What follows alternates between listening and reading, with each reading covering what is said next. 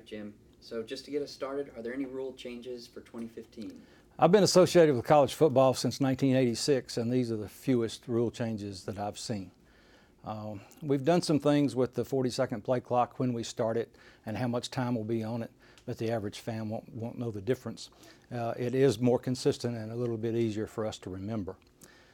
The biggest thing that fans will see is that we've all seen these plays where we have a potential turnover, ball in the middle of the pile, 10 kids on top of the pile, and the offensive lineman is trying to protect his quarterback, and he pulls a defensive player off of it. That irritates the defensive player, so they get into it. That gives us something else to referee while we're trying to figure out who's got the football.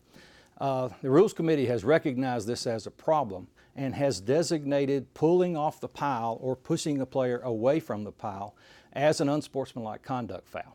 2 unsportsmanlike conduct fouls, and that player is going to stand with coach. So you will see that happen during games in the OVC. I hope not, but what we're trying to do is change player behavior. It is not helpful for the kids to try to get into that pile. But that's the biggest thing. That's a good one. Thank you. Now, can you help us understand how these rules are changed and who makes those rule changes? Absolutely. The NCAA has a standing rules committee. It's made up of coaches and administrators from individual schools and in a few cases from conferences. All 4 divisions of football are represented, FBS, FCS, Division II, and Division III. That committee puts rules interpretations and suggestions out to a review period so that anybody associated with college football can make a comment. Once that comment period's over, it goes to a playing rules oversight panel, and then that panel either approves or disapproves the rules changes. So the bottom line is that in 2015, coaches make football rules. All right. Are there any changes to the staff in 2015? We lost 4 of our guys to the Sun Belt, moved to an FBS conference.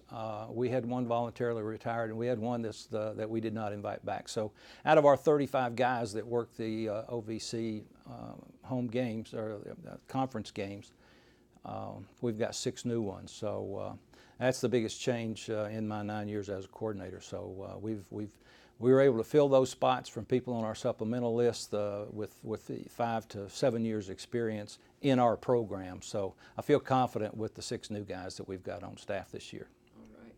Are there former OVC officials in FBS conferences? That's a great question and something I take great pride in. We now have OVC officials in every Division I conference, in every FBS conference, I should say, east of the Mississippi. In addition, guys that have been in our program on our supplemental staff trying to move up have been selected with crews in the MEAC, the SWAC, and the Missouri Valley. So we have people that have been in our program in Division I programs all over the East. All right. Now, did the OVC officiate any FCS playoff games? We did.